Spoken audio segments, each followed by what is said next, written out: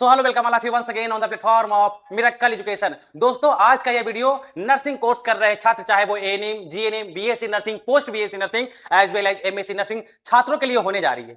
हर साल हजारों बच्चों के बीच में एक कंफ्यूजन बना रहता है कि आखिरकार इंडियन नर्सिंग काउंसिल और स्टेट नर्सिंग काउंसिल का क्या रोल है। वैसे बच्चों जो एडमिशन लेने के लिए नर्सिंग कोर्स के अंतर्गत एडमिशन लेने के लिए प्लान करते हैं और इस चीज के कारण एडमिशन नहीं ले पाते हैं, इस चीज के कारण डिसीजन नहीं ले पाते हैं कि भाई ये कॉलेज तो इंडियन नर्सिंग काउंसिल से अप्रूव्ड है ही नहीं, अगर मैं इस कोर्स में एडमिशन लेता हूं या इस कॉलेज में एडमिशन लेता हूं तो हमारा क्या है, डिग्री की कोई वैल्यू नहीं रहती है। वो मैनिपुलेट हो चुके होते हैं कुछ चंद वीडियोस देखने के कारण, या कह सकते हैं किन्हीं से आधा अधूरी जानकारी लेने के कारण। तो दोस्तों अगर आपके साथ भी इस लेवल का कंफ्यूजन है तो आप सही प्लेटफॉर्म पे सही वीडियो देख रहे हैं, क्योंकि आज इस दिन में और आज की इस डेट में हम लोग इस वीडियोस को बना रहे हैं और इस वीडियोस के माध्यम से हम लोग इंडियन नर्सिंग काउंसिल और स्टेट नर्सिंग काउंसिल को पूरी तरीका से एनालिसिस करने वाले हैं। मैं आपको विश्वास दिलाना चाहूंगा, यदि आज का इस वीडियो को आप देखते हैं ना तो आपको किन्हीं से पूछने की जरूरत नहीं होगी। आपके पास इंडियन नर्सिंग काउंसिल और स्टेट नर्सिंग काउंसिल की पूरी जानकारी आपको दे दी गई है इस वीडियो में, और हम लोगों ने इस वीडियो के माध्यम से 5 पॉइंट को हम लोग डिनोट किए हैं और इस 5 पॉइंट से ही आपको सारी जानकारी मिल जाएगी। तो आइए बिना समय बर्बाद किए हुए हम लोग समझेंगे 1 to 1 and from the beginning कि पहला क्या हम लोग समझने का काम करेंगे। ठीक है, पहला हम लोग समझने का काम करेंगे what is INC and what is role, what is importance and new name of INC. तो हम लोग फ्रॉम द बिगिनिंग अभी हम लोग स्टार्ट करते हैं। पहले इसके डिफिनेशन को समझने का काम करेंगे, उसके बाद नेक्स्ट स्टेप, फिर उसके बाद नेक्स्ट स्टेप। तो पहला क्या है बच्चा, यहाँ पे लिखा हुआ है the Indian nursing council was the national body for nursing. दो चीज, पहला यहाँ पे बाज देख करके आप कंफ्यूज मत होइएगा, क्योंकि आगे इस चीज को मैं 100% क्लियर कर दूंगा कि वहां पे बाज लिखने का हमारा मेन मोटिव क्या था। ठीक है, तो यहाँ पे फिर से पढ़ते हैं हम लोग the Indian nursing council was the national, यहां पे एक चीज और लिखना था, यहां पे रेगुलेटरी। ठीक है, ये हो गया आपका regulatory body for nursing education in India. अच्छा, यहां पे रेगुलेटरी बॉडी लिखा हुआ है और उसके आगे नेशनल लगा हुआ है। तो अगर आप लोग रेगुलेटरी नहीं समझ रहे हैं तो यहां पे समझने का काम कीजिएगा। इसका मतलब होता है नियामक। इसका मतलब क्या होता है बच्चा, नियामक। यानी नियामक का मतलब क्या, नियम बनाने वाला, नियम पालन करवाने वाला। आप सिंपल से एक लाइन में आप समझो ना कि भारत देश के अंतर्गत बहुत सारे नर्सिंग कॉलेजेस चल रहे हैं। अगर वो लोग अपने हिसाब से अपना सिलेबस पढ़ाना स्टार्ट कर दें, बिना हॉस्पिटल का सर्टिफिकेट बांटने का काम कर दें, तो क्या नर्सिंग कोर्स की वैल्यू रह जाएगी, नर्सिंग एजुकेशन सिस्टम की वैल्यू रह जाएगी। इसीलिए इंडियन नर्सिंग काउंसिल का एक संगठन 1947 में बनता है और जिनका मेन उद्देश्य यह होता है कि नर्सिंग एजुकेशन को अच्छे से संचालन करवा सकूं, मतलब अच्छे से नियम बना सकूं, जिसके अंतर्गत नर्सिंग का, इंडियन नर्सिंग काउंसिल का सिलेबस पूरे स्टेट नर्सिंग काउंसिल के जितने भी प्राइवेट और सरकारी कॉलेजेज हैं जो कि किसी यूनिवर्सिटी के द्वारा मान्यता प्राप्त है, तो भी उनका क्या है कि सिलेबस तय होगा इंडियन नर्सिंग काउंसिल का ही। ठीक है, तो आप जब सिंपल सा बात समझिए कि यह एक नेशनल रेगुलेटरी बॉडी है जो कि नर्सिंग एजुकेशन सिस्टम को फॉलो करती है। उसके बाद इनका इनका जो हुआ स्टैब्लिश कब हुआ बाबू, 1947 के एक्ट के अनुसार हुआ, जिनका मेन एम था क्या कि आपका यहां पे maintain the quality and standard to nursing education across India. पूरे भारतवर्ष में जितने भी नर्सिंग कॉलेजेज हैं, स्टेट नर्सिंग काउंसिल के अंतर्गत जितने भी कॉलेजेज चल रहे हैं, उनका एजुकेशन सिस्टम को मेंटेन करके स्टैंडर्ड वे में रखने का काम किनके द्वारा हुआ, इंडियन नर्सिंग काउंसिल के द्वारा हुआ। उसके बाद हम लोग समझेंगे कि what is the role of INC. तो आपका आईएनसी का रोल क्या होता है, इसको हम लोग समझने का काम करते हैं। ठीक है, रोल ऑफ आईएनसी सेट्स, पहला देखिएगा यहां पे लिखा हुआ है sets minimum standard the nursing education. Again यहां पे वो बात फिर से आता है कि इनका काम हो गया कि नर्सिंग एजुकेशन का स्टैंडर्ड को मेंटेन करके रखने का काम, नर्सिंग एजुकेशन सिस्टम को उसका स्टैंडर्ड को क्या करने का, मेंटेन करने का काम। Prescribe syllabus of ANM, GNM, BSc nursing as MSc nursing as well as हम लोग बोल सकते हैं पोस्ट बीएससी नर्सिंग। क्या बोल सकते हैं, पोस्ट बीएससी नर्सिंग। मतलब ये ही हुआ ना कि नर्सिंग ही, मतलब इंडियन नर्सिंग काउंसिल ही तय करेगी कि एएनएम कोर्स के अंतर्गत कौन सा सिलेबस ऐड होना है और कौन सा सिलेबस को सब्ट्रैक्ट करना करना है, कौन सा सिलेबस को हटाना है, कितना पढ़ाई कितना घंटा में तय हो जाना है, कौन सा कोर्स, मान लीजिए ना कि नर्सिंग फाउंडेशन का एक सब्जेक्ट होता है, या फिर मान लीजिए आपका सीटी का एक सब्जेक्ट होता है, या आपका पीपीजी का सब्जेक्ट होता है, तो कितने घंटा में आप देखते होंगे कि इंडियन नर्सिंग काउंसिल के सिलेबस में लिखा हुआ है कि यह कोर्स इतना घंटा में कंप्लीटली खत्म हो जाना चाहिए, मतलब सिलेबस इंड हो जाना चाहिए। यह तय करने का काम कौन करता है? आपका Indian nursing council. That's why उनको यह बोला गया है कि वो क्या करते हैं? स्टैंडर्ड को मेंटेन करना, नर्सिंग एजुकेशन को स्टैंडर्ड को मेंटेन करना। उसके बाद sets rules for faculty, laboratories, hospitals and infrastructure, है ना। मतलब यहां पे ये हो गया क्या कि आपका कोई भी किसी भी स्टेट में अगर नर्सिंग कॉलेजेस खुल रहे हैं तो वो इंडियन नर्सिंग काउंसिल के नॉर्म्स को फुलफिल करके ही अपना क्या करेंगे? कॉलेज खोलेंगे।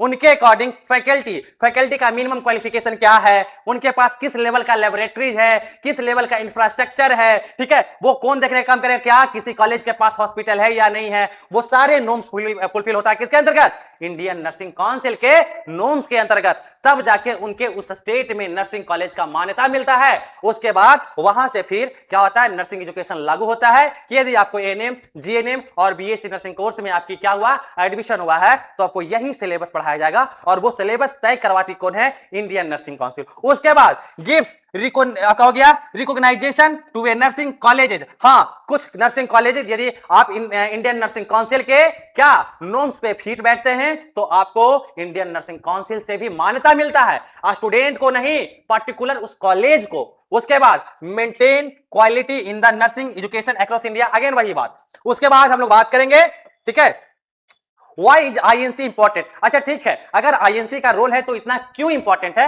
वो भी हम लोग समझने का काम करेंगे। हालांकि वही चीज 2-3 जगह पे मेंशन होता है। सबसे पहले ये आप देखिए कि ensure quality nursing education gives national recognition to a nursing courses, मतलब कि नर्सिंग लेवल का क्या है? नर्सिंग कोर्सेज को राष्ट्रीय स्तर पे पहचान दिलवाने का काम कौन होता है, कौन करवाती है? वो इंडियन नर्सिंग काउंसिल। उसके बाद वही है नर्सिंग एजुकेशन को क्वालिटी को मेंटेन करना, इंश्योर करना, एश्योरिटी दिलवाता है कि हाँ ये कोर्स अच्छे से चल रहा है, अच्छे से संचालन हो रहा है, और वो होता है इंडियन नर्सिंग काउंसिल के ही अंतर्गत में। Ensure uniform education standard, support document verification in India as abroad. देखिए आगे जाइएगा तो इस चीज को आप अच्छे से समझ लीजिएगा कि हाँ कि अगर अब्रोड जाना है तो पार्टिकुलर तो मान लो कि वहां के एग्जामिनेशन को आपको उस एग्जामिनेशन से गुजरना ही होगा, साथ साथ में डॉक्यूमेंट वेरिफिकेशन जब होता है तो कहीं कहीं कॉलेज अगर इंडियन नर्सिंग काउंसिल से अप्रूव्ड है तो इंडियन नर्सिंग काउंसिल के स्तर पे भी उनकी डॉक्यूमेंट को वेरिफिकेशन करवाने के काम करती है। Improve the overall standard of nursing education, वही बात फिर से हो गई। उसके बाद हम लोग चलते हैं और सबसे मेन मुद्दे पे बात हम लोग करते हैं, ठीक है, सबसे मेन मुद्दे पे हम लोग बात करते हैं, what is the new name of INC। हमको लगता है कि अभी तक बहुत सारे बच्चे इस चीज से अवेयर थे, अभी तक बहुत सारे बच्चे इस चीज से अवेयर थे क्या कि आपका INC का नामकरण चेंज हो गया। आज तक हम लोग INC जानते थे, लेकिन क्या आपको पता है कि 2023 में ही इंडियन नर्सिंग काउंसिल का प्रस्ताव को हटा के क्या कर दिया गया था बच्चा? यहां पे कर दिया गया था आपका NNMC। क्या कर दिया गया था? NNMC, मतलब national nursing and midwifery commission. मतलब इसके बारे में थोड़ा सा आप समझने का काम कीजिएगा कि ये क्यों, कब और कैसे किया गया। जुलाई 2020, फिर से रिकॉल करवाता हूं, अच्छे से समझिएगा। जुलाई 2020 केंद्र सरकार ने 7 संसदीय विशेषज्ञ समिति बनाई। फिर से समझिएगा, जुलाई 2020 केंद्र सरकार ने 7 संसदीय विशेषज्ञ समिति बनाई जिसके अंतर्गत INC की जगह नई व्यवस्था लाने की कोशिश की मांग की। 2020 national nursing and midwifery commission का नामकरण होता है, ड्राफ्ट बिल में सार्वजनिक सुझावों के लिए जारी किया गया था। उसके बाद जारी किया गया भी बोल सकते हैं। 24 जुलाई 2023 national nursing and midwifery commission bill 2023 Lok Sabha में पारित होता है। उसके बाद 8 अगस्त 2023 संसद में बिल पारित कर दिया गया होता है। 12 अगस्त 2023 को क्या होता है? इस कानून को एक्ट के तहत रूप मिल जाता है। उसके बाद 29 फरवरी 2024 को इसे विभिन्न तरीका से लागू कर दिया जाता है। हालांकि अभी तक हम लोग इंडियन नर्सिंग काउंसिल और सिर्फ इंडियन नर्सिंग काउंसिल ही जानते हैं। जिनको जानकारी ले देना है तो आप पूर्ण तरीका से जानकारी देने का काम करिए। ठीक है, हम मोबाइल के माध्यम से ही बताएं, लेकिन बताए तो सही ना कि इंडियन नर्सिंग काउंसिल का नामकरण चेंज हो गया है। हालांकि अभी भी इंडियन नर्सिंग काउंसिल ही वर्क कर रही है। क्या? नेशनल कमीशन के अंतर्गत कहने का मतलब राष्ट्र के अंतर्गत अभी इंडियन नर्सिंग काउंसिल ही आपका संचालित हो रहा है। हालांकि बहुत जल्द इनके बारे में भी क्या होगा? NNMC का क्या है? गठित हो चुका है टीम, ये भी काम कर रही है, तो धीरे धीरे पूरे भारत देश में क्या है, इसको भी फैलने का काम ये होगा। तो हम लोग यहां से समझने का काम करते हैं क्या कि under the national nursing and midwifery commission, यानी इनका नामकरण क्या हुआ था, एनएनएमसी। याद कीजिए उस समय हम आईएनसी का बाद में क्या बाज लगाए थे, क्या लगाए थे, बाज लगाए थे ना, इसलिए कि आईएनसी बहुत पहले खत्म हो चुका था, लेकिन अभी भी चल रहा है, तो इसमें हम कुछ बोल नहीं सकते, क्योंकि भाई हम भी जो आपको वीडियोस बना रहे हैं वो भी देख करके, पढ़ करके, समझ करके, और जो चीजें जिस चीज के आधार पे हमको जानकारी मिला है उसी के आधार पे हम भी वीडियो बना रहे हैं। हाँ, हमारा वीडियोस बनाने का मेन बस मोटिव ये है कि आप इंडियन नर्सिंग काउंसिल और स्टेट नर्सिंग काउंसिल में क्या है, आप डिफरेंस को समझिए। अगर आप कहीं किसी कॉलेज में आप एडमिशन लेने जा रहे हैं तो अच्छे से समझ के आपके पास परख होनी चाहिए, और तभी आप जा करके क्या करिएगा, एडमिशन लेने का काम कीजिएगा। ठीक है, हमारा मेन मोटिव यही है बनाने का वीडियो। उसके बाद क्या होता है, national nursing and midwifery commission NNMC act 2023, the Indian nursing council is being replaced bye,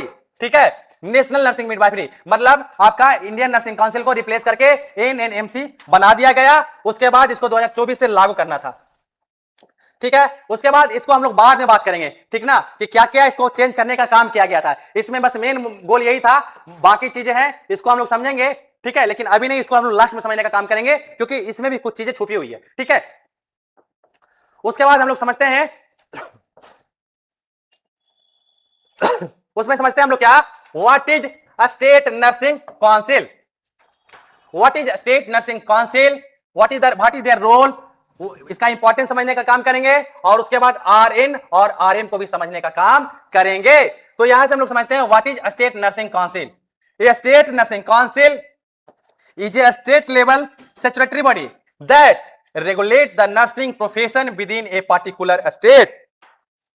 state nursing council क्या है बच्चा, एक स्टैट्यूटरी बॉडी है, कहने का मतलब ये स्थगित बॉडी है जो पार्टिकुलर उस स्टेट में ही वर्क करती है। मान लीजिए हम लोग बिहार से हैं, अगर बिहार से किन्हीं को बीएससी नर्सिंग, एएनएम, जीएनएम या नर्सिंग से रिलेटेड कोई भी कोर्स करना होता है, तो उसके लिए बीएनआरसी यानी बिहार नर्सिंग रजिस्ट्रेशन काउंसिल ही रजिस्ट्रेशन नंबर प्रोवाइड करने का काम करती है। उसके बाद यहां पे क्या है कि नर्सिंग प्रोफेशन को भी क्या करता है बच्चा, सैचुरेट कराने का काम करता है उस पार्टिकुलर स्टेट के अंतर्गत, है ना, उस पार्टिकुलर स्टेट के अंतर्गत। इस रजिस्टर क्या qualified nurse and midwife and issue the registration number.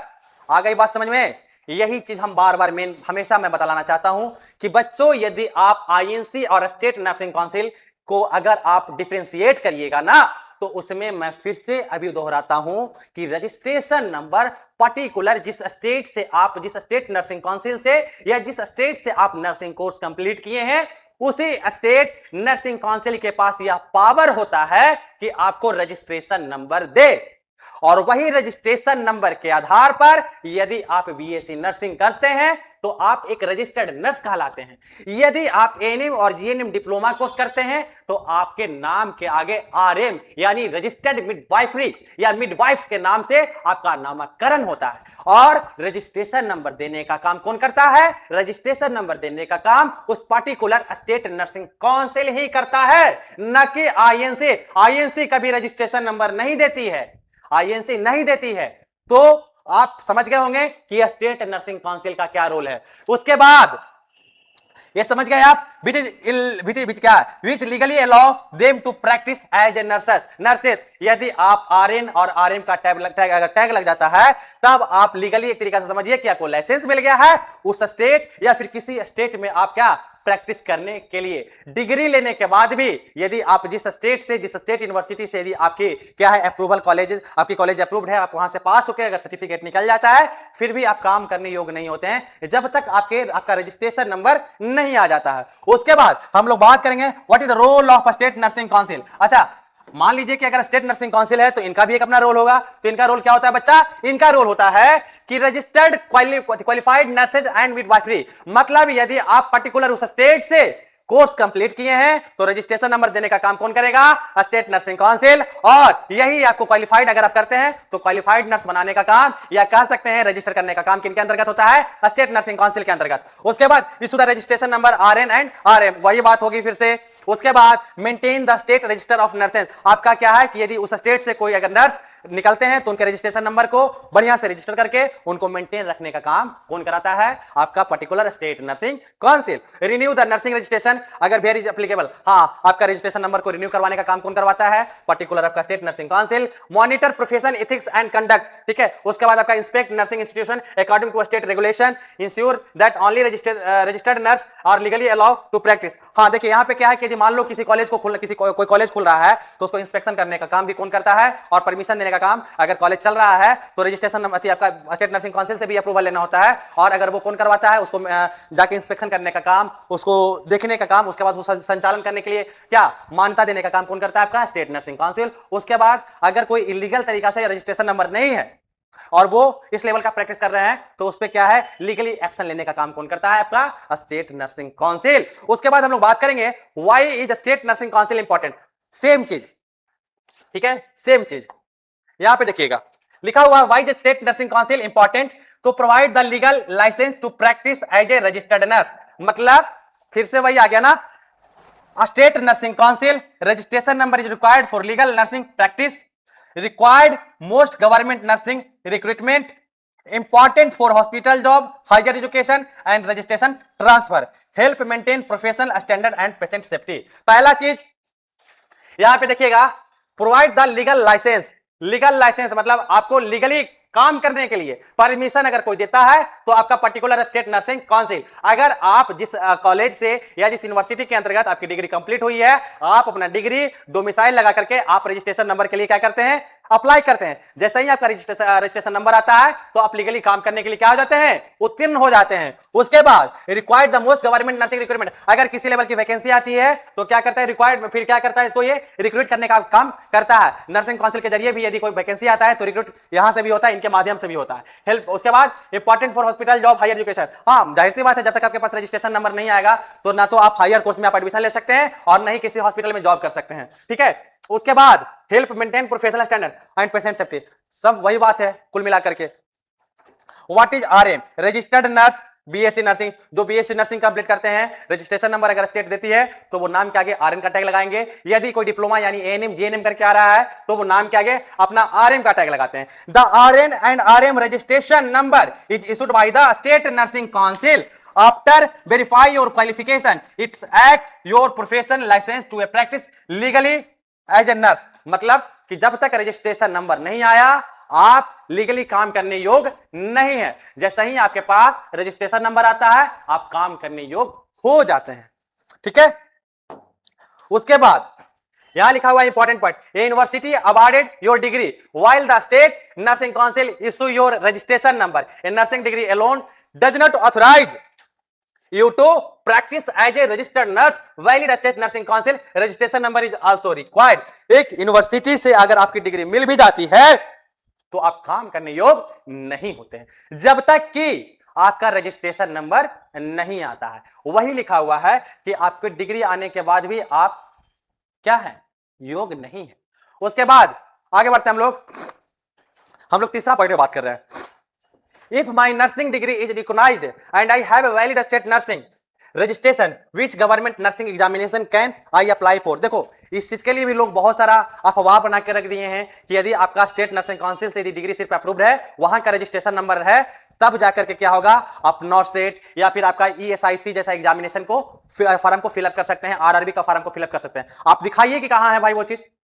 सबसे बड़ी बात यहां पे ये हो रही है कि अगर कोई भी अगर गवर्नमेंट वैकेंसी आती है तो उस लेवल की सुटेबिलिटी को क्या करती है? मेंटेन करती है, मिनिमम क्वालिफिकेशन मांगती है और उसमें क्या क्या जो जरूरत होता है वो अपने नोटिफिकेशन में मेंशन करती है। और जिस रजिस्ट्रेशन नंबर की आप बात करोगे तो रजिस्ट्रेशन नंबर स्टेट देती है ना भाई।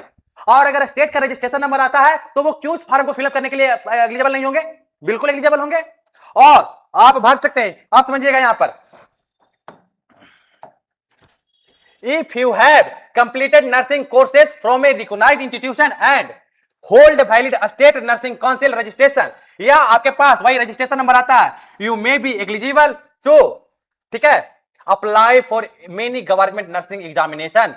Final eligibility depends the recruitment notification issued by the concerned authority। हाँ, यदि कोई वैकेंसी आती है, रिक्रूटमेंट आती है तो उस नोटिफिकेशन को आप अच्छे से पढ़िएगा, उसमें जो भी चीज ऑथराइज करवाता है आप उसके नॉर्म्स पे फिट बैठते हैं, तब उस फॉर्म को फिलअप कर सकते हैं। लेकिन यदि रजिस्ट्रेशन नंबर की बात, आप जिस रजिस्ट्रेशन नंबर की बात आप कर रहे हो, उस रजिस्ट्रेशन नंबर तो स्टेट ही देती है, और रजिस्ट्रेशन नंबर आपको अगर जब आता है तो आप उस फॉर्म को क्यों नहीं फिल करेंगे? बिल्कुल आप फॉर्म को फिलअप कर सकते हैं। चाहे आपका एम्स नॉर्थ यानी नर्सिंग ऑफिसर के लिए वैकेंसी आती हो, या आपका ईएसआईसी ऑफिसर का वैकेंसी आता हो, या रेलवे आपका आरआरबी का वैकेंसी आता हो, सेंट्रल गवर्नमेंट हॉस्पिटल का वैकेंसी आता हो, उसके बाद या हम कह सकते हैं स्टेट गवर्नमेंट में आपका स्टाफ नर्स का, नर्सिंग ऑफिसर का, सीएचओ कम्युनिटी हेल्थ ऑफिसर का वैकेंसी आता हो, आर्म फोर्स में वैकेंसी आता हो, other central and state public sector में आता हो, आप उस फॉर्म को फिलअप करने के लिए एलिजिबल हो जाते हैं। ओके, उसके बाद इंपॉर्टेंट चीज, मैं फिर से कह रहा हूं कि रीड द ऑफिशियल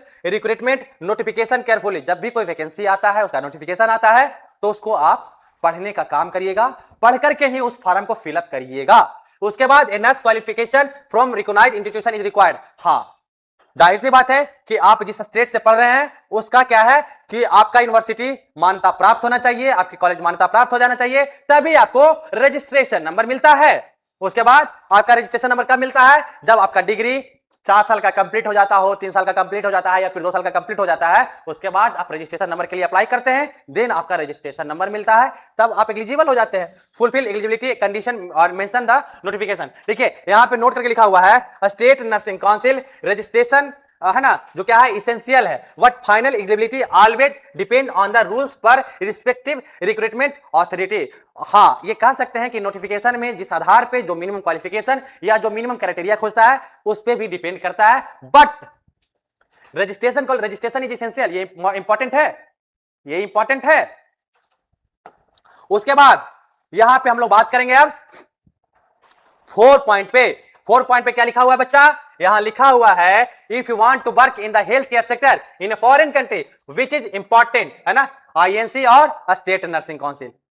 सबसे बड़ी बात, और आए दिन बच्चा का क्वेरी होता है कि सर अगर हमारा कॉलेज सिर्फ स्टेट नर्सिंग काउंसिल से अप्रूव्ड है तब हम विदेश काम करने नहीं जा सकते हैं। यहां कह सकते हैं विदेश में पैसा है, वहां नर्सिंग स्टाफ का वैकेंसी है, और वहां नर्सिंग वाले लोग का वैल्यू है, वहां काम ज्यादा है, वहां पेमेंट ज्यादा है, तो लोग जाना चाहते हैं कि हम भी एक अच्छा कंट्री जाएं। लेकिन उसके लिए उनके मन में यह डाल दिया गया है कि यदि आपके कॉलेज आईएनसी से अप्रूव्ड नहीं है तो आप फॉरेन नहीं जाएंगे। तो सबसे पहले क्या हम बताना चाहूंगा आपको यहां पे, सबसे पहले अगर जो ये सोचते हैं तो बिल्कुल गलत सोचते हैं, बिल्कुल गलत, 110% आप गलत हैं। ठीक है, आगे इस चीज को आप क्लियर हो जाइएगा। If you want to work in the healthcare sector in a foreign country, a valid nursing council registration number is essential।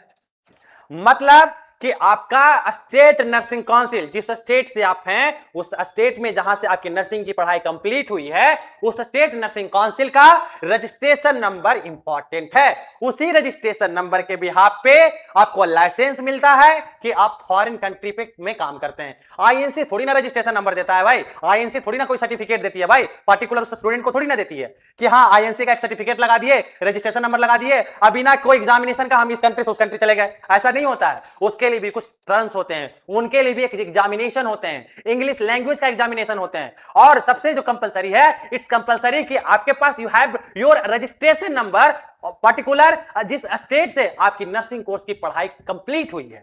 उसके बाद because it serves as your legal licence to practise nursing in India, है ना। उसके बाद the state nursing council registered qualified nurse issue registered, वही है midwife certificate, renew registration and maintain the official register nursing profession foreign nursing authorised. यहां से समझिएगा, foreign nursing authorised and employer usually require proof of a valid state nursing council registration before professing your application. मतलब कुल मिला के इतने समझ लो आप कि जब तक आपका डिग्री स्टेट नर्सिंग काउंसिल से अप्रूव्ड नहीं है तब तक आप फॉरेन नहीं जा सकते हैं। उसके लिए फॉरेन जाने के लिए आपको क्या है, कुछ आपको क्या रिक्वायर प्रूफ चाहिए, जैसे वैलिड स्टेट नर्सिंग, उसके बाद आपका सर्टिफिकेट, आपकी डोमिसाइल, देन आप एलिजिबल होते हैं काम करने के लिए। उसके बाद for international employment such as UK, USA, Canada, फिर Australia, New Zealand, Ireland, gulf country, है ना, ये सारे कंट्री हैं जहां क्या है कि कैंडिडेट ज्यादा जाना पसंद करते हैं, ठीक है, और वहां वैकेंसी भी ज्यादा है, वहां लोग को नीड भी बहुत ज्यादा है। तो यहां पे जाने के लिए सबसे पहले हम लोग देखते हैं, सबसे पहले हम लोग क्या देखते हैं, वैलिड स्टेट नर्सिंग काउंसिल, या आप रजिस्टर्ड नर्स होते हैं या रजिस्टर्ड मिडवाइफरी होते हैं आप। फिर वेरिफिकेशन क्या होता है आपका, रजिस्ट्रेशन का वेरिफिकेशन होता है, good standing certificate if required, हाँ गुड स्टैंडिंग सर्टिफिकेट, और यह सर्टिफिकेट कब बनता है, जब आपके पास स्टेट नर्सिंग काउंसिल का रजिस्ट्रेशन नंबर आ जाता है तब। उसके बाद English language must be compulsory, because आप भी जानते हैं कि आप फॉरेन जा रहे हैं, तो सबसे लिए क्या होगा, फ्रॉम द स्टार्टिंग अगर आपको इंग्लिश बोलने आता है तब वहां पे आप इजीली सर्वाइव करेंगे। उसके बाद कुछ एग्जामिनेशन भी होते हैं, ठीक है, इसको बोल सकते हैं लैंग्वेज का एग्जामिनेशन होता है, और एग्जामिनेशन पास करना होता है, तब जाकर के वहां पे क्या है चीज को आपको ज्यादा वहां पे जाने के बाद अच्छे से आप सर्वाइव करते हैं, ठीक है। उसके बाद कंक्लूजन क्या निकलता है यहां पे, a valid state nursing council एसेंसी registration is one of the most important, फिर से देखिएगा, a valid state nursing council registration is one of the most important requirement for a nurse who wish to work abroad, ठीक है। सबसे important चीज state nursing council का registration number, वही सबसे इंपॉर्टेंट है। It's confirm that the nurse is legally qualified and authorised the practice nursing, क्योंकि registration number आने के बाद ही आपको एक लाइसेंस मिलता है, आप काम करने योग्य होते हैं, उससे साफ साफ पता चलता है कि आपको प्रैक्टिस करने के लिए मान्यता दिया गया हुआ है। इट मींस कि कंक्लूजन के आधार पर हम, मेरे पास अगर सिर्फ स्टेट नर्सिंग काउंसिल का रजिस्ट्रेशन नंबर है, देन हम भी जा सकते हैं, जा करके क्या कर सकते हैं कि फॉरेन जाकर के अच्छा पैसा अर्न कर सकते हैं। उसके बाद हम लोग बात करेंगे, और सबसे अहम बात पे हम लोग बात करेंगे, और इस चीज से हमको लगता है कि आपका सारा कंक्लूजन या सारा कंफ्यूजन इस अभी वाले टॉपिक पे ज्यादा समझ में आएगा अगर आप इस चीज को देखिएगा, क्योंकि हमने 10 पॉइंट को डिनोट किया है, और ये जनरल पॉइंट है जो हर बच्चा इस चीज को फेस करता है, और इस पॉइंट को हम लोग डिनोट करके हम लोग क्या है इसको एक मिथ आप लोग समझते होंगे कि वह हम लोग जिसको गलती बना करके रखे हुए हैं वो गलत चीज मिथ, ठीक है, और मिथ को हम लोग समझेंगे, और इस मिथ पे हम लोग क्या करेंगे बच्चा, आपका कंफ्यूजन को क्लियरेंस करने का काम करेंगे, ठीक है। तो समझिएगा मिथ क्या कहता है।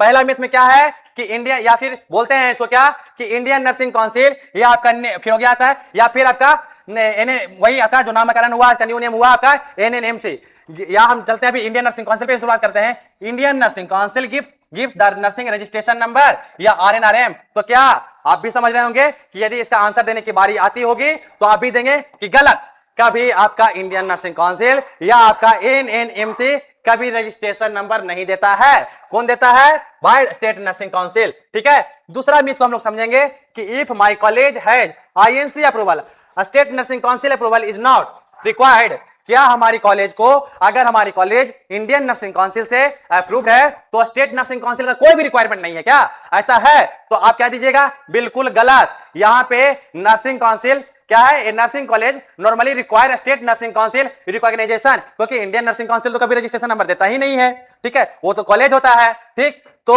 ये nursing college normally require state nursing council recognition, ठीक है। इंडियन नर्सिंग काउंसिल यदि आपकी कॉलेज अगर मान्यता प्राप्त भी है तो भी आपको रजिस्ट्रेशन नंबर लेने के लिए स्टेट नर्सिंग काउंसिल जाना ही जाना पड़ेगा, ठीक है। तो सेकंड मिथ को हम लोग समझ चुके हैं। उसके बाद हम लोग थर्ड मिथ पे आते हैं। थर्ड मिथ में क्या है? यहां मिथ क्या कहता है? Indian nursing council conduct nursing examination, ठीक है। क्या इंडियन नर्सिंग काउंसिल का नर्सिंग एग्जामिनेशन वही नर्सिंग एग्जामिनेशन को कंडक्ट करवाता है? तो हम क्या आंसर देंगे? गलत है ये, क्योंकि इंडियन नर्सिंग काउंसिल क्या करती है? एजुकेशन को स्टैंडर्ड मेंटेन कराने का काम करता है, ना कि उस स्टेट का, उस यूनिवर्सिटी का एग्जामिनेशन लेने का, ठीक है। तो यहाँ पे एग्जामिनेशन और conducted by affiliated university, affiliated body of university. अगर आपकी कॉलेज किसी पर्टिकुलर स्टेट में चल रही है तो वो भी यूनिवर्सिटी से मान्यता प्राप्त होगा। रजिस्ट्रेशन के लिए पोर्टल खोलता है, वो फॉर्म भराने के लिए पोर्टल खोलता है, तभी आपका रजिस्ट्रेशन होता है और तभी फॉर्म भराता है। और आपका पर्टिकुलर वो यूनिवर्सिटी जो ऑथराइज होता है उस स्टेट में चलाने के लिए, वही आपका एग्जामिनेशन कंडक्ट कराता है, वही आपका first year, second year, third year and fourth year का सर्टिफिकेट भी जनरेट कराता है। और वो सर्टिफिकेट लेके कहां जाते हैं आप? State nursing council. State nursing council फिर वेरीफाई करती है, उसके बाद आपको रजिस्ट्रेशन नंबर देने का काम करती है ना। तो इस चीज को भी हम लोग समझ चुके हैं। उसके बाद हम लोग फोर्थ मीथ में आते हैं। इसमें लिखा हुआ है Indian nursing council gives a student their roll number. भाई सोचो ना, क्या क्या बच्चा लोग के भी मन में कंफ्यूजन रहता है कि रोल नंबर देने का काम इंडियन नर्सिंग काउंसिल करता है, जबकि ऐसा नहीं है। रोल नंबर अलॉट होता है पर्टिकुलर उस कॉलेज जहां आपकी पढ़ाई चल रही है, और वो कॉलेज, वो यूनिवर्सिटी नहीं, यूनिवर्सिटी भी क्या करती है, द टाइम ऑफ एडमिशन, या वो पहला उसका फेज होता है रजिस्ट्रेशन का। इनरोलमेंट नंबर, एक्नॉलेजमेंट नंबर वो देने का काम करता है, रजिस्ट्रेशन नंबर देने का काम करता है वही पर्टिकुलर उस यूनिवर्सिटी का, स्टेट नर्सिंग काउंसिल का नहीं। तो रोल नंबर कौन देता है? पर्टिकुलर जिस कॉलेज में आप पढ़ाई कर रहे हैं।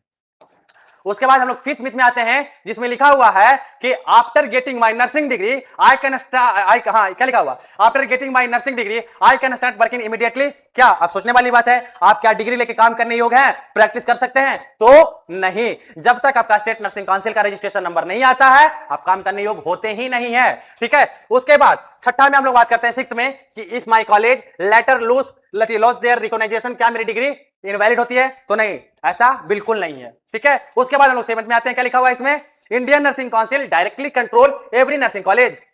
क्या बताइए? नहीं। रेगुलर क्या है, इंडियन नर्सिंग काउंसिल डायरेक्ट किसी कॉलेज को क्या करता है, रेगुलेट नहीं कर सकता है। पर्टिकुलर उस स्टेट का यूनिवर्सिटी है वही क्या करता है, कॉलेज को क्या करता है, रेगुलेट करता है, संचालन करता है या मान्यता प्राप्त देने का काम करता है। उसके बाद Indian nursing council and state nursing council perform their safe job. नहीं, इंडियन नर्सिंग काउंसिल का क्या है, एजुकेशन का स्टैंडर्ड को मेंटेन रखना, और स्टेट नर्सिंग काउंसिल का क्या है, रजिस्ट्रेशन नंबर देने का काम करता है, ताकि आप लीगली लाइसेंस के तौर पे काम करते हैं, लीगली आप काम करने योग्य होते हैं, आप प्रैक्टिस करने योग्य होते हैं। आईएनसी का रोल अलग है, आईएनसी आपका नेशनल बॉडी है, ठीक है, नेशनल रेगुलेटरी बॉडी है, और स्टेट नर्सिंग काउंसिल आपका क्या है, स्टेट लेवल की बॉडी है। समझ रहे हो आप? उसके बाद तो हम कहेंगे कि बिल्कुल गलत है। फिर हम नाइन्थ मिथ में आते हैं, लिखा हुआ है state nursing council registration number allow me to work anywhere in India without formalities. गलत। ये सबसे बड़ी सवाल, अगर आप इंडियन नर्सिंग काउंसिल, यदि आपकी कॉलेज क्या है बच्चा, आपकी कॉलेज, यदि आपका कॉलेज इंडियन नर्सिंग कॉलेज से भी क्या है, अप्रूव्ड है, आपकी कॉलेज में अगर इंडियन नर्सिंग काउंसिल से भी उसकी मान्यता प्राप्त है, तो भी आपको अगर इस स्टेट से किसी अदर स्टेट में जाएंगे तो रजिस्ट्रेशन ट्रांसफर करने की बारी आपको भी आती है। ठीक है, क्योंकि आईएनसी तो कभी रजिस्ट्रेशन नंबर देते ही नहीं है। रजिस्ट्रेशन नंबर देने की काम किसकी है, पर्टिकुलर उस स्टेट की, जिस स्टेट से आपने पढ़ाई किया है वही आपको रजिस्ट्रेशन नंबर देने का काम करती है। और आप यहीं से समझ लीजिए कि यदि आप अभी बिहार में पढ़ाई कर रहे हैं, कल को यूपी अगर जाना होगा तो उस एनओसी और या हम कह सकते हैं रजिस्ट्रेशन नंबर को आपको ट्रांसफर करवाना पड़ेगा। इट कंपलसरी, माइंड में घुसा लीजिए, इट्स कंपलसरी। आईएनसी ना तो उसका, आईएनसी का कोई रोल नहीं है इसमें कि आपकी कॉलेज यदि इंडियन नर्सिंग काउंसिल से भी अप्रूव्ड है तो भी कोई फर्क नहीं पड़ता है। तो उसके बाद हम लोग मिथ 10 में चलते हैं। यहां लिखा हुआ है कि if my college is approved only by INC I can work anywhere in India और अब्रॉड। सोच लीजिए कि हमारी कॉलेज यदि इंडियन नर्सिंग काउंसिल से यदि अप्रूव्ड है तो हम इंडिया के किसी कोने में काम कर सकते हैं, तो हम लोग क्या करेंगे, गलत। क्योंकि इंडियन नर्सिंग काउंसिल आपके जॉब रोल में हो ही नहीं सकते, फिट ही नहीं हो सकते हैं। वो क्या करते हैं, वो सिर्फ अपना नर्सिंग एजुकेशन को, स्टैंडर्ड को मेंटेन रखने का काम। तो हमको लगता है कि यही बेसिक चीज था जिसके कारण आप समझे। तो हम लोग रिकॉल करते हैं, पहला चीज यहां पे आते हैं। ठीक है, यहां आते हैं, हम लोगों ने आईएनसी क्या किया, हम लोगों ने आईएनसी को देख लिया, उसके बाद स्टेट नर्सिंग काउंसिल को भी देख लिया। बच्चे आप भ्रमित ज्यादा होने का काम नहीं करेंगे, ज्यादा परेशान होने का काम नहीं करेंगे। आप इतना ही समझ लीजिए, आईएनसी और स्टेट नर्सिंग काउंसिल का दोनों का अपना अपना एक जॉब रोल है, दोनों अपने अपने जगह पे फिट होकर काम कर रहे हैं। आपके लिए इंपॉर्टेंट पर्टिकुलर जिस स्टेट से आप बिलोंग करते हैं, आपका जहां की डोमिसाइल है, मान लीजिए कि यदि आप बिहार से बिलोंग करते हैं तो बिहार सरकार आपको उच्च स्तरीय शिक्षा की पढ़ाई के लिए बहुत हेल्प करती है। अभी आपका स्टूडेंट क्रेडिट कार्ड के साथ साथ आपका पीएमएस स्कॉलरशिप जैसी योजनाओं का लाभ भी दे रही है। अगर आपकी इच्छा है कि एक नर्सिंग एजुकेशन में अच्छा प्रोफेशन को, डेकोरम को मेंटेन रखना है, तो आप जिस स्टेट से पढ़ाई कर रहे हैं उस स्टेट के किसी भी कॉलेज में एडमिशन लेके पढ़ाई करिए, वहीं का आपको स्टेट नर्सिंग काउंसिल का रजिस्ट्रेशन नंबर मिलेगा। और हमारी कोशिश होगी, ठीक है, हमारी कोशिश होगी कि यदि इंडियन नर्सिंग काउंसिल ये आपका नेशनल जो एनएमसी बना, नेशनल नर्सिंग मिडवाइफरी जो मिडवाइफरी कमीशन का जो उसका संगठन बना है, और ये अगर सही रूप से संचालित होती है तो इनका भी जॉब रोल अलग होता है, और जैसे ही ये स्टार्ट होता है तो इसके ऊपर भी एक वीडियो ला दूंगा। लेकिन आई होप आपका इंडियन नर्सिंग काउंसिल और स्टेट नर्सिंग काउंसिल में आपका क्या है, आप अच्छे से एलाबोरेट करेंगे और अच्छे से समझेंगे। और इस चीज को तो आप समझ ही चुके होंगे कि इंडियन नर्सिंग काउंसिल कोई रजिस्ट्रेशन नंबर देने के काम नहीं करती है, आपका registration number state nursing council ही देता है। अगर आप विदेश जाना चाहते हैं तो क्या है, आप स्टेट नर्सिंग काउंसिल के लाइसेंस पे ही जाएंगे। यदि आप पढ़ाई कर रहे हैं तो आपके लिए जिस स्टेट की यूनिवर्सिटी मान्यता प्राप्त है बिहार सरकार के अंतर्गत, वही की यूनिवर्सिटी की डिग्री और वहां का आपका स्टेट नर्सिंग काउंसिल ही आपके लिए सर्वे सर्वा है। But the fact is that कि इंडियन नर्सिंग काउंसिल क्या है कि कॉलेज को क्या करता है, और कॉलेज का एजुकेशन सिस्टम को स्टैंडर्ड को मेंटेन रखने का काम करता है। आई होप आप Indian nursing council as well as state nursing council को अच्छे से क्या करोगे, नाप तौल करके एडमिशन लेने का काम करेंगे। अभी भी किन्हीं को कंफ्यूजन रह गया होगा, आईबीएस की हम लोगों ने डिस्क्रिप्शन में नंबर डाल रखा है, आप नंबर से जाकर के हमारे मिरेकल एजुकेशन को मिरेकल एजुकेशन परिवार से जुड़ करके आप अपना क्वेरी को कंप्लीट करने का काम करेंगे। एंड हमारी कोशिश थी, और हम जो इस वीडियो को बनाए हैं बस रिसर्च पॉइंट ऑफ व्यू से रिसर्च करके अच्छे दिन से रिसर्च कर रहे थे, और अच्छे से रिसर्च करने के बाद इस वीडियो को बनाने का काम किया है। और उम्मीद करते हैं यह वीडियो आपको पसंद आएगा, अच्छे से इस वीडियो को समझेंगे, अच्छे से इस वीडियो को प्यार देंगे और अपना कंफ्यूजन को दूर करेंगे, बिकॉज आप वही शख्स हैं जो खुद का डिसीजन खुद के लिए अच्छे से ले सकते हैं। Thank you so much, thank you.